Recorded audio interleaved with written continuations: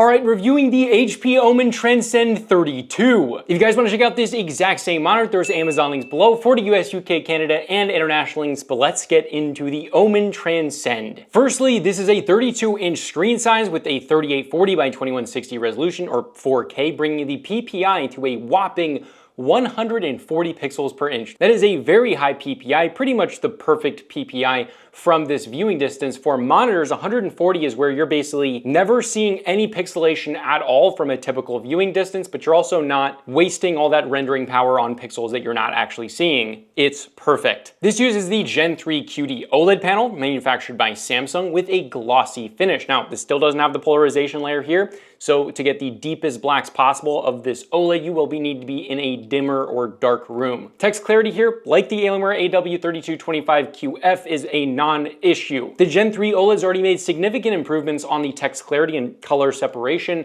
but on these Gen 3 panels, it's even better. And then, well, you add a 4K resolution and you're really never seeing it.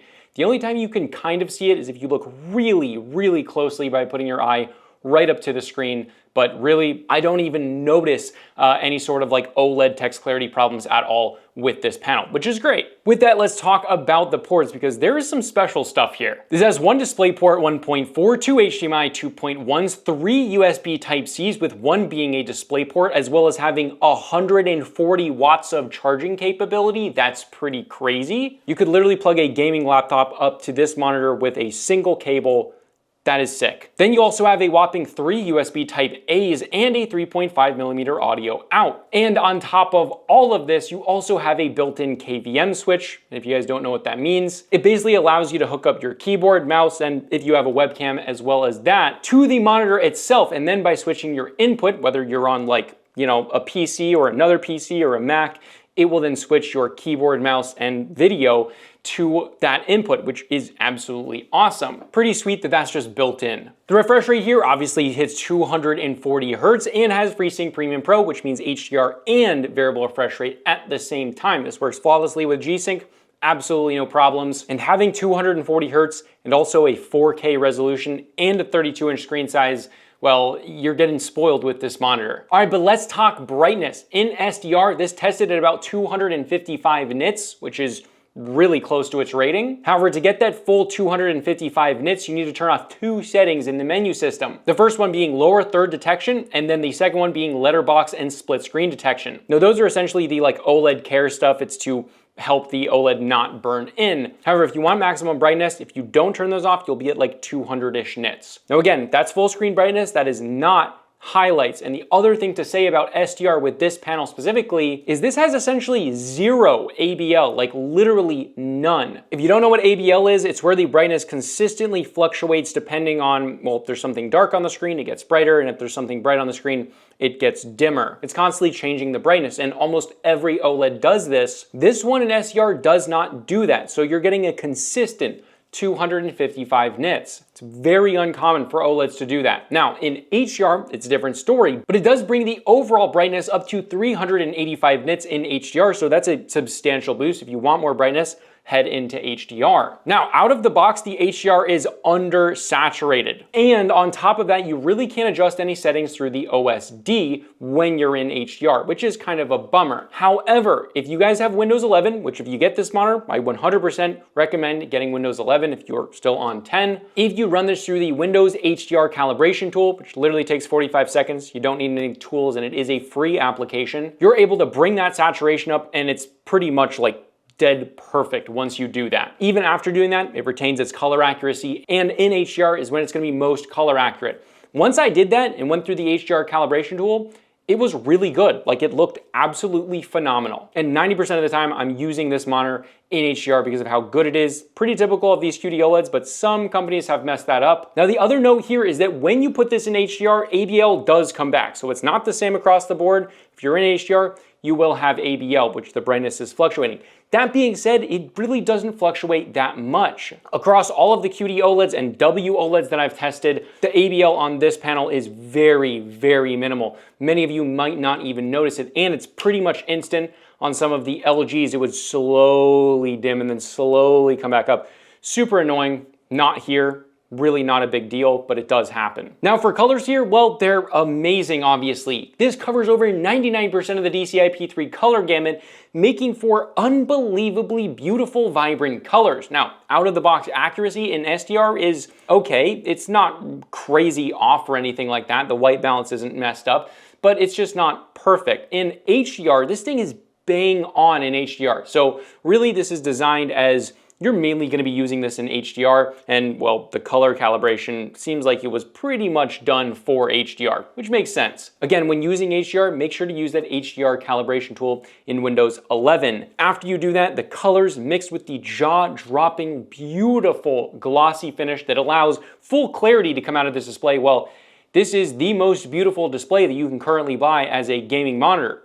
That's the most beautiful one. Ideally, the Alienware AW3225QF, which is exactly the same panel, except that monitor is curved. And I've been using that for almost 9 months now, and still no burn-in, no problems, and it's still the most beautiful panel around. Let's talk response time and ghosting. It's an OLED. It's basically perfect here. This is essentially the lowest ghosting you're currently going to get on the market. All of the OLEDs operate pretty much the same. It is phenomenal in game because not only is it crystal clear, which, let's be real, most IPS panels will visually do the exact same thing as far as the ghosting, but it's not just the ghosting, it's the ghosting, it's 240 hertz, it's 4K, it's 32 inches. You put all of those things together, then you add a glossy finish to it, and you're getting just an absolutely amazing experience where you're not compromising beauty at all, and you're also getting an enormous amount of speed. Really, the only downside is the potential for burn-in, but pretty much all of these monitors, all of these QD-OLEDs and WOLEDs have a 3-year burn-in warranty, and so far on my Alienware,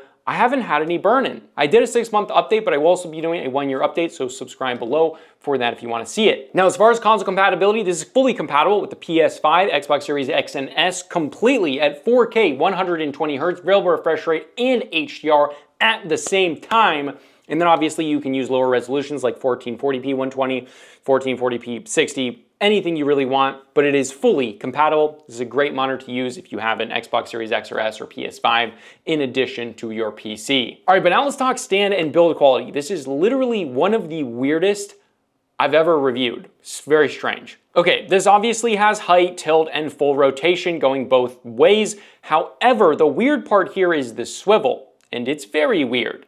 Now, the designers at HP decided to not integrate a swiveling feature into the stand, which many manufacturers do. It's pretty common, actually. But instead of completely leaving swivel out, no, they wouldn't let that happen. They instead decided to put felt all on the bottom of the stand where rubber would typically be, and then put one oval or one little circle of rubber right in the middle so that it would move on your desk just by having less friction. And I absolutely hate it. It is so bad. Literally just the weirdest thing. I have never seen this before on any monitor, but it ends up making this really easy to be pushed around on a desk.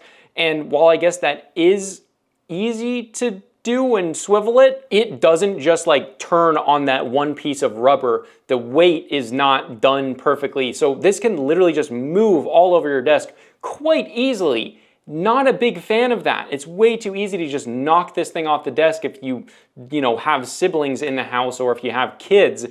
I don't know about that. The overall build of the stand itself is just It's like stable and sturdy, but it doesn't look or feel its price point at all. Especially the bottom part of the stand is just a cheaper plastic with kind of like a half-assed Omen logo that's just a rectangle or a square turned sideways, which is a diamond. However, it just doesn't look its price point. That being said, one of the things I absolutely love about this monitor is the RGB on the back. It is very bright. Like, it's well bright enough to light up the back of your wall, even if your monitor is pretty far away from the wall. So that is definitely a win. You can also change that to a bunch of different colors and modes. Everything that you expect it can do. It's very impressive. That looks great. But moving on to the menu system and controls, well, this is one of the best I have literally ever used. Now, LG had been the king and no one had even come close to their menu system forever.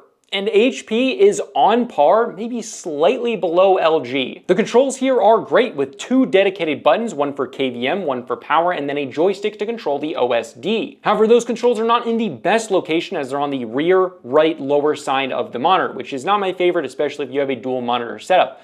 That being said, the actual menu system is pretty much on par with LG's system, aside from just a few little things they could fix. It has great graphic design. It is super clear without any pixelation. It looks really good. And there really isn't much of a learning curve at all, as it's so well designed. Every other monitor manufacturer should take notes from what HP is doing here. This looks absolutely excellent. This is the closest anyone has gotten to LG. And there's a few things like closing the menu system aren't quite as seamless or straightforward as LG, as well as like quick menus. It's not quite as good as LG's, but it's so dang close. Like everything else is like a 5 and below. This is like a 9 and LG's like a 10. Like it's really, really good. Seriously impressive. And if one of the designers or engineers or UI people at HP is watching this, you did an absolutely excellent job. Everyone else messes this up. This is absolutely excellent. As for Vesa compatibility, this is fully compatible with 100mm by 100mm Vesa mounts using a bracket that is included. For internal speakers, this actually does have them, and they're shockingly good here. Now, since HP bought HyperX, they have HyperX tuned speakers. So I guess maybe HyperX division tuned it, or they just slapped the name on it, whatever it may be. But there's 4 different audio settings, and the HyperX tuned one is by far the best one. So that's actually really impressive. Doesn't really seem like a gimmick, because really that mode, by far the best for everything, music, movies, gaming, all of it.